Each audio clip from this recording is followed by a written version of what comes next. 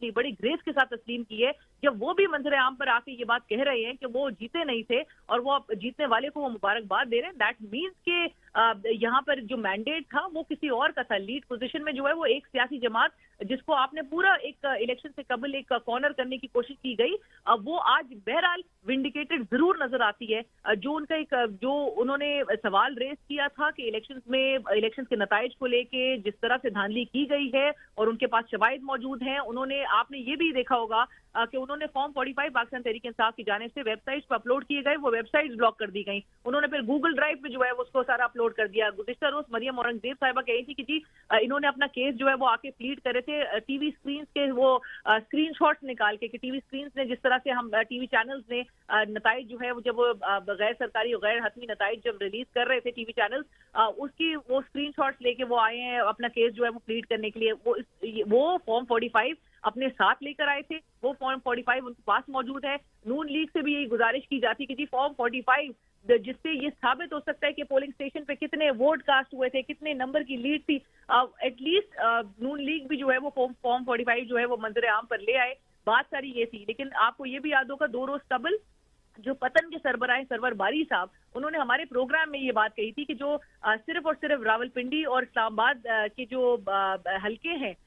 उन 3 हलकों का इलेक्शन ऑडिट किया पतन ऑर्गेनाइजेशन ने, और सरवर बारी साहब के मुताबिक उन तीनों हलकों में जिस किस्म की एक डिस्टॉर्शन नजर आ रही थी, फॉर्म 45 और फॉर्म 47 आपस में कोई मुमासलत ही नहीं रखते थे, इतने नंबर्स का डिफरेंस था, जिनकी लीड थी उनको किस तरह से शिकस्त में बदली किया गया। सो ये बहुत बड़ा सवाल मेरे ख्याल से रेज हो रहा था। और अब ये जो सवाल उठा रहे हैं लोग, उनके वो बड़ी एक उनकी जो उनकी स्टेटमेंट्स थी, जो उनके सवालात थे, उसको मेरे ख्याल से ये बड़ा वैलिडेट कर देता है। उसमें बड़ी वेटेज अब नजर आ रही है। जिस तरह से लियाकत अली चड्ढा साहब ने इस्तीफा दिया है और धांधली के हवाले से जो इंकशाफ किया है, साथ साथ वो कहते हैं कि जी चीफ इलेक्शन कमिश्नर भी, जिनकी ये बुनियादी जिम्मेदारी थी इलेक्शंस को एक शफाफ तरीके से, और ना सिर्फ इलेक्शंस कंडक्ट करवाना, उसके साथ वो इलेक्शंस को एक शफाफ तरीके से, और ना सिर्फ इलेक्शंस कंडक्ट करवाना, उसके साथ साथ इलेक्शंस का के नतीजा भी जिस तरह से रिलीज होना चाहिए था, वो उसमें इक्वली एक मुलव्विस हैं। और आज लियाकत अली चड्ढा साहब तो अपने जमीर की आवाज सुनते हुए उन्होंने इस्तीफा दिया है। लेट्स सी जो इसमें मुलव्विस था वो उनके जमीर कब जागते हैं, वो कब मंजर आम पर हकाइक जो है वो बताने की कोशिश करते हैं, या वो कब आके अवाम से माफी मांगते हैं, क्योंकि इस वक्त एक अवाम का जो मैंडेट है वो चोरी किया जा रहा है, और अवाम के जो वोट है उसकी पामाली की जा रही है। ये जो वोट को इज्जत दो की बातें जो की जाती है हमारे मुल्क में, हम अक्सर सुनते हैं। मेरे ख्याल से इट्स अबाउट टाइम कि हम इस वोट की सैंक्टिटी को जो है वो अपहोल्ड करते हुए जो इंतखाबी नताइज हैं उनको मंजर आम पर लेकर आए, जिसकी जो लीड है उसको वो दी जाए। और इस वक्त हम इस जो ये हुकूमत साजी के अमल में भी हम देख रहे हैं जितनी पेचीदगियां और जितनी कॉम्प्लिकेशन क्रिएट हो रही हैं, कि वो सियासी जमातें जिनकी लीड है वो सड़कों पर एहतजाज करती हुई दिखाई दे रही हैं, और जिनके पास नंबर्स नहीं है वो हुकूमत साजी के अमल पे सर जोड़ के जो है वो बैठते हुए मशावरत करती हुई दिखाई दे रही है। मेरे ख्याल से सबको ज़मीर की आवाज़ सुनते हुए एक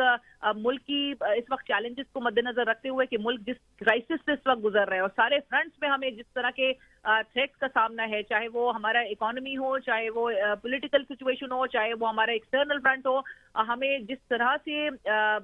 हमें मामलात संभालने की ज़रूरत है और अफाम व तफहीम के साथ संभालने की ज़रूरत है। हमें हमारे मुल्क जो है वो मजीद इंस्टेबिलिटी का मुतहम्मिल नहीं हो सकता। लिहाजा वो तमाम अनासर जो इस वक्त बहुत ही सरगर्म है ये इंतखाबी नताइज को मैनिपुलेट करने में, उनसे भी गुजारिश यही होगी कि मुल्क को एक स्टेबिलिटी की तरफ ले जाने के लिए जो जिसका मैंडेट है उसको दिया जाए। ये मामले को अब ये एक रेजोल्यूशन की तरफ लेकर जाना चाहिए। हुकूमत साजी के अमल और बेहतरीन तरीके से जो है वो हमें कंडक्ट होते हुए देखना चाहिए, ताकि एक हुकूमत या एक जमात जो है वो बरसर इक़्तिदार पे आए, चाहे वो कोलिशन एक सेटअप हो, लेकिन आके मामलात का चार्ट संभाले।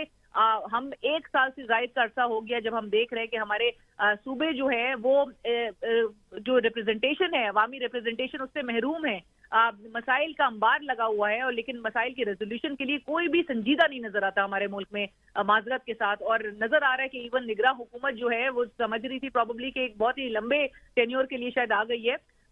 उनको भी चाहिए अपने रोल को समझते हुए आके एडमिट करें, तस्लीम करें कि किस तरह की पेचीदगियां हैं और उसके बात जो है कि वे फॉरवर्ड जो है वो निकाला जाए। इस पूरे क्राइसिस सिचुएशन से हमें मजीद किसी क्राइसिस का हमें मुल्क को नहीं